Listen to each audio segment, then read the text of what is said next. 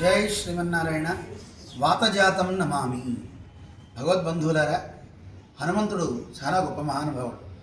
ఆయన అంత గొప్ప ప్రతిభా పాఠవాలు కలిగిన వాడని సాక్షాత్తు శ్రీరామచంద్రుడే శ్రీరామాయణంలో కొనియాడాడు. నానృగ్వేద వినీతస్య నా యజుర్వేద ధారిణ అంటూ కీర్తించాడు. అంతటి ప్రతిభా పాఠవాలు హనుమంతుడు కలగడానికి గల కారణం సాక్షాత్తు సూర్య భగవానుడు.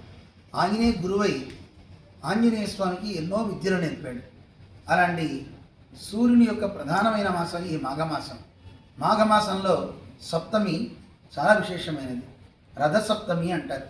25వ తారీఖు మనకి జనవరి వస్తుంది.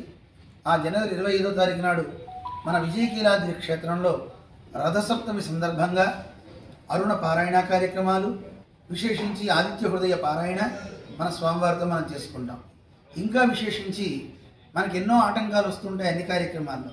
ఆ ఆటంకాలన్నీ తొలగించడానికి ఈ విజయకీలాద్రి మీద విఘ్న విమోచన వీరాంజనేయ స్వామి వారు రాబోతున్నారు. ఆ ఆంజనేయ స్వామి వారు మార్చి 8వ తారీఖు ప్రతిష్టా కార్యక్రమం జరుగుతుంది.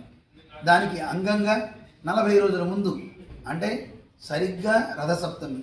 చూడండి ఎంత విశేషమో. ఆంజనేయ స్వామికి గురువు సూర్యుడు కనుక ఆ సూర్యుని యొక్క రథసప్తమి రోజునే మనం హనుమత్ దీక్షా కార్యక్రమాన్ని ఒక మండలావధిగా చేయాలి అని సంకల్పం చేయడం జరిగింది. అపర రామానుజులైన మన జిఎస్ స్వామి వారి శ్రీహస్తాల మీదుగా దీక్ష తీసుకున్నాం.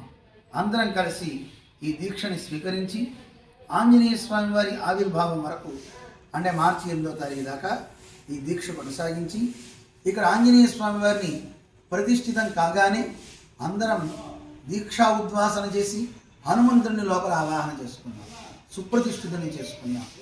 మనకుండే విఘ్నాలన్నింటినీ ఎదిరించగలిగే గొప్ప ధైర్యాన్ని, స్థైర్యాన్ని కలిగి సకల సంపదని కైవసం చేసుకున్నాం. అందరూ రేపు జనవరి 25వ తారీఖు దీక్షా కార్యక్రమానికి ఇచ్చేస్తారని విజయకీలాద్రి మీ అందరికీ స్వాగతం పలుకుతోంది. జై శ్రీమన్నారాయణ.